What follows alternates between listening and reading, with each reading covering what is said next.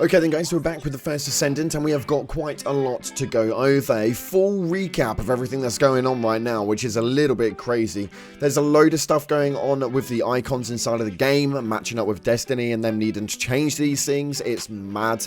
We've also got the result of a crackdown on abusive users. Yep, that's right, cheaters are becoming really renowned inside of this game, and how Nexon are dealing with them is actually incredible. There's a load more known issues that have been cropped up, and we've got some stuff that are floating around on Reddit right now that will actually help you out a ton. So if you haven't already, smash that beautiful blue thumbs up and subscribe with post notifications turned on. It'd be greatly appreciated. And on today's video, we're doing a giveaway here on the channel for 1060 caliber. This is going to help you guys grab a load of skins. We know that they're getting expensive at the minute, so we thought we'd help you guys out. We'll announce the winner in the Discord giveaway announcement sector, so make sure you're involved in that one. But head down to the comment section and stick a lightning bolt in the comments, and that'll enter you into that. Real simple, real easy, and make sure you're in the Discord. It'll help you out a ton. So with that being said though, let's see what it is that's happening inside of the game. So as of right now, there seems to be a massive issue with Nexon that they need to update the first Descendants in-game icons following a plagiarism complaint. Yeah, and this is not even a slight one. There is quite a lot of similarities between a lot of the icons coming from the first Descendant and within Destiny, and there was a statement that was made about it, stating that the first Descendant as a looter shooter was developed with deep affection and respect for other games in the genre. Destiny 2, being a globally renowned looter shooter game, is also personally admired and respected by the team, and it has served as an inspiration during the development process. We have taken the concerns raised seriously and decided to make adjustments to ensure that the imagery that may appear similar clearly reflects the unique identity of our game. We will continue to improve the game for fans in the looter shooter genre. Now obviously this company of Nexon are kind of known for this sort of stuff. They're not exactly the most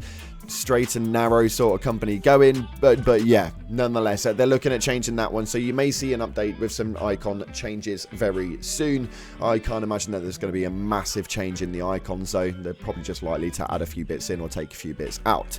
Moving on though, the result of the crackdown on abusive users was posted through earlier on in the week, stating right here via an update on the First Descendant website that here are the results of the crackdown on abusive users carried out through to the 11th of this month. They're expecting abusive gamers' behavior to ensure that all Descendants can enjoy the game in a pleasant environment. Now as we go down here, we can see that there is a lot of sort of like Asian name points, and that's mainly because that's where the main software was actually designed. It seems to be floating around. There's a lot of cheating going on, but this is obviously the creation, distribution, or use of unauthorized programs, permanent game ban of 3,481 users, which is absolutely crazy, especially with a full listing there as well. But there does seem to be a lot of the Asian community in that one, which is definitely a shame to see. On top of that, we have the abnormal gameplay, a 30-day game ban, and this is obviously anything that will kind of mean that the abnormal gameplay is being detected by the system. What that actually means, I don't have a clue. Can you accidentally have abnormal gameplay?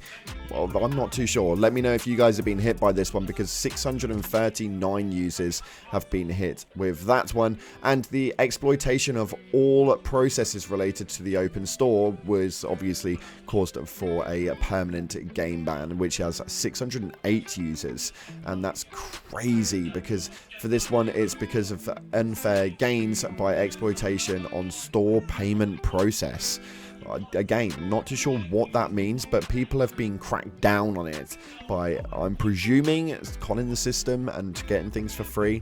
The outcome of the crackdown on abusive users includes enforcement actions taken based on Descendants reporting and monitoring. So make sure that you do monitor the game, make sure you report it, and if you would like to vindicate yourself in a relation to claim on the exploitation of the open store's payment process, please visit the official website via the customer service support and 1-to-1 one-to-one support and make the inquiry that way.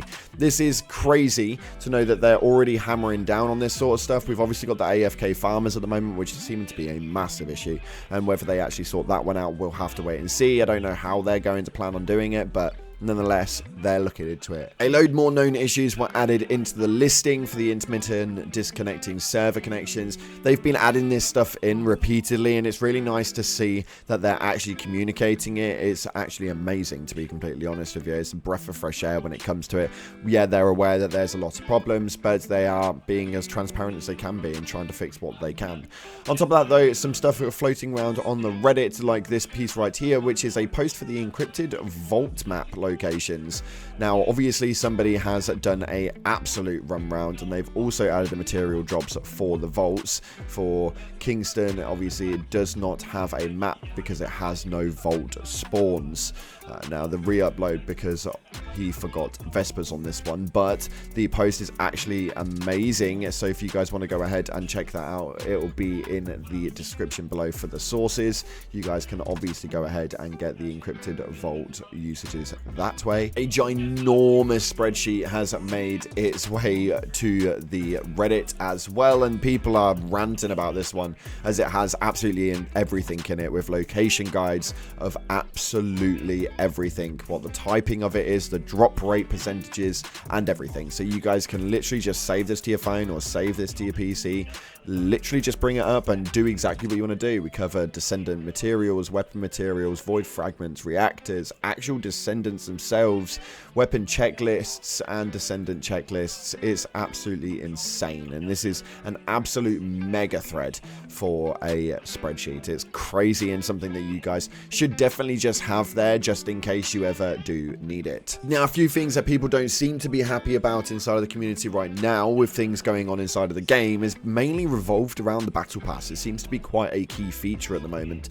as this post right here clearly just says, I really hope that they up the battle pass, as I really want to support and buy the battle pass itself, but it has nothing, not even a single skin for a character or W universal skin for a X to be the final reward or something, and the weapon skins are not that good. The battle pass needs more, in his opinion, like character skins, weapon skins, 500 caliber, like every other game going around that does a battle pass right now, and that just seems to be at the very least. A lot of people are wanting like ultimate weapon skins and not blue weapons. Why is there no skin for the Thunder Cage? And that's a really, really good question, and hopefully this is something that they do address at come the next battle pass in toll. What would you want to see inside of the battle pass, and what would you find appropriate for the amount of money that they're charging for it? Because right now, I can't lie, I'm not really that bothered about anything inside of the battle pass itself. One thing we are bothered about, though, is this one right here, which is to be able to dismantle during combat. I don't really understand what the reason for us not being able to do that is. It literally takes 2 seconds. If it's highlighted, just let me quickly delete it and move forward with my gameplay.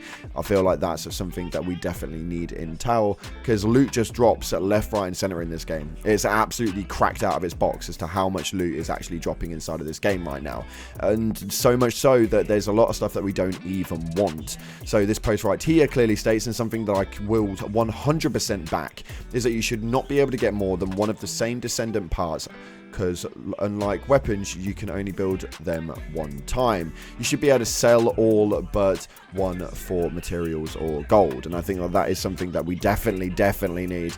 I have got so many different parts for Freyner and stuff like that that I have already utilized, built, and no longer need. What I'm going to do with those things, I actually have no idea, but there needs to be something for it. Obviously, there is going to be a trading system that's looking to work in the future, and they are talking about bringing that in at some stage or another. Although, for the most part, by that stage, unless they've got like some grand central thing where you can kind of just put it into a marketplace and somebody can buy it at a later date, you're not going to be able to get rid of these pieces. Most people that you do know will likely have these characters, especially when we start talking about the lines of Freyner and stuff like that. They were quite easy ones, especially with Sharon. They were quite early game per people that you were able to unlock and craft.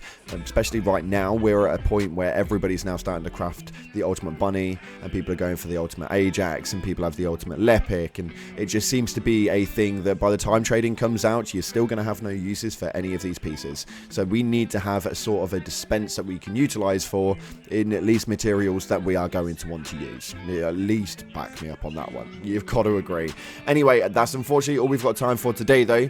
We are live right now on Twitch, so if you want to jump on in, come and check it out. The link is down in the description. Thank you so much again for watching, guys. As always, like, subscribe, and I'll see you in the clouds.